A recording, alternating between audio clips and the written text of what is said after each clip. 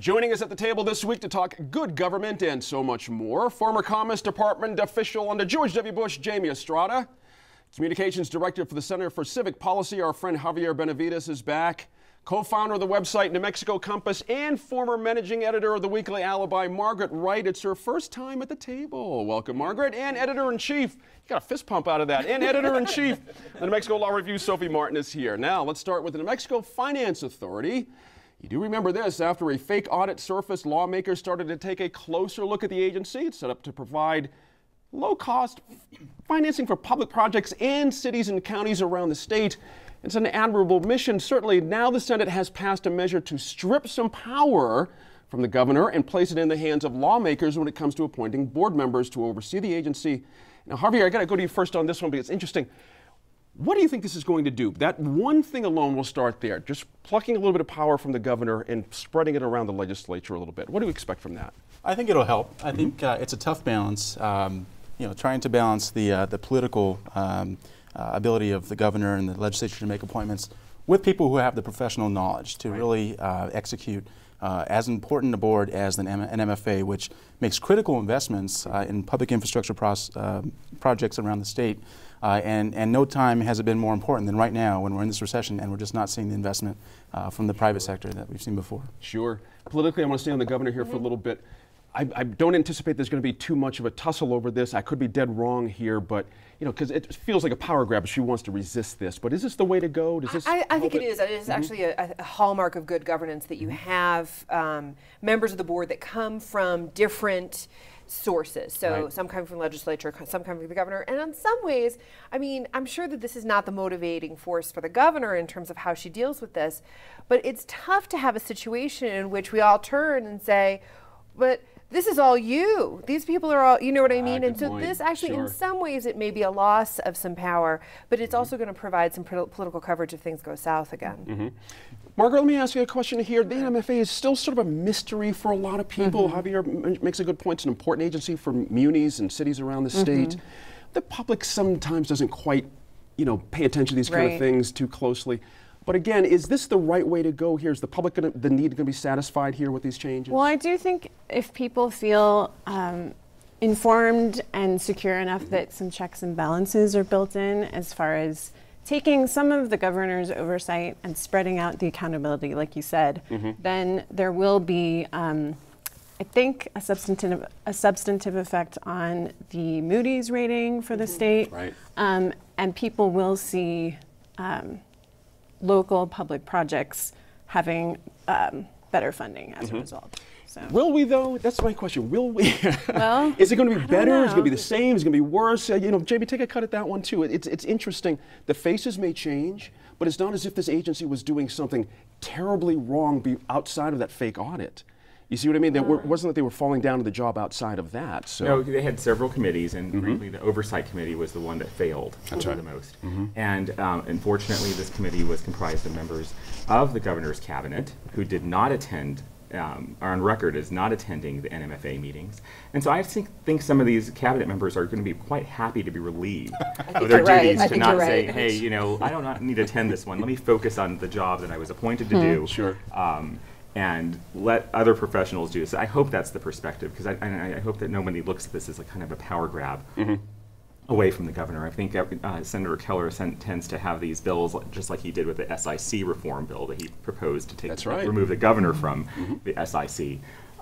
But I think at the same time this is different, especially in reaction to what happened this summer. Yeah, speaking of different, I stay with you, different but not really.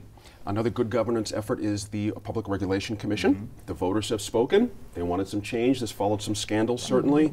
There was some question about what voters were actually looking to do to change, but it came down to qualifications, Jamie, and we have a House version.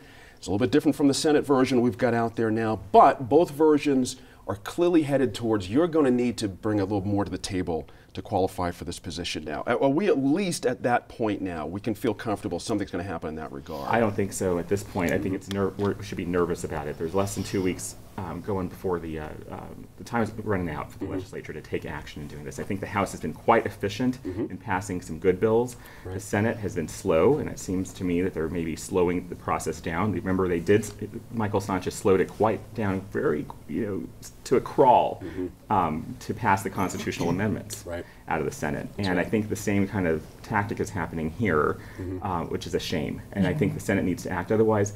And it's because it's multifaceted. It's not just about the qualifications for the commissioners. Again, on this one, the Senate passed, I think, a bad bill, but the House passed a very good one. I think the House should reconcile to, or the Senate should reconcile to the House. It's about the insurance commissioner, because at this point, if we don't pass the bill about reforming the insurance commissioner and making that part of a nominating body that nominates that person, and say something happens to the current insurance commissioner and no bill is passed, we don't have an insurance commissioner or a way to process to make that person put that person in office. So this is another good government thing that the Senate needs to act. Sure. And what Jamie's describing, of course, Sophie, is process. But we need a result. And the voters looking for a result here, not just on the ethics stuff, but just feeling like whoever's facing up there, who's sitting up there, facing attorneys and whoever else from industry, we have a fair shot here. Yeah, I think which bill, the House or the Senate side, achieves that goal to you? I actually think that they both head in the right direction.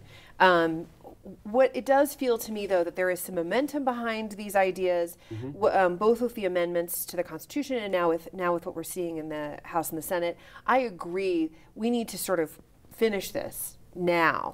The voters need to see that. We need that in order to be able to run these organizations, to run our government. And I can't emphasize enough, the PRC, this sort of 18-headed hydra, I guess it's fewer than that, has run so much of this state and has done, unfortunately, a lot of it kind of not all the way, not as well as it could have. We're ready. It's time for us to have good governments. Same thing with the Finance Authority. We need this. Sure. Javier, another question that we might be ready for, and I ask you this directly, this is always interesting to me, this idea that if we raise the standards, minority people are going to be shut out somehow. What is this foolishness? Why does this keep hanging on in our culture? What is going on here? Well, and I think this is something that Tim Keller looked at. It's a tough balance. If there are certain requirements that would exclude 85% of the population if it's based on your education or very specific experience requirements.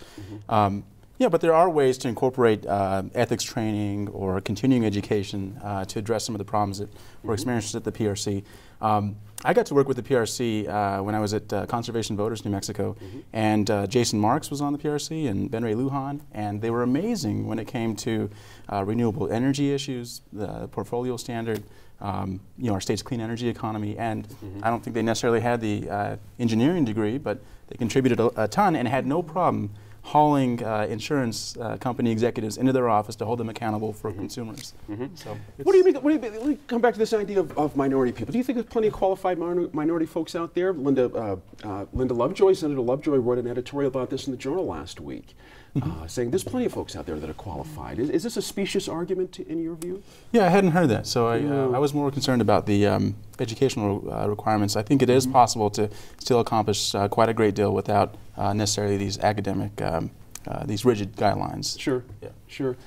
Is any danger here, Margaret, of maybe getting to the point we're just getting with Javier, that perhaps we get through a cycle and it says we see who's qualified, who's applied more likely, and say, well, we need to figure out this 12 years combo thing. We're not, there's a lot of things about this that are still kind of squishy when you talk about qualifications. Is this one of those deals we're going to have to figure this out as we go along down the road? I do think so, because there are some loopholes that have come up in the legislation that, for example, we were talking earlier about whether veterans would qualify or whether you would qualify. I don't qualify under this bill, under the Senate bill. That's right. And that is something that has to be teased out during the legislative process and could be part of why these bills are being held Why don't you qualify? I don't qualify because, first of all, I may have an MBA from Georgetown, but I don't have a CPA. I'm not a JD. It gives a lot of credit to those kinds of experiences.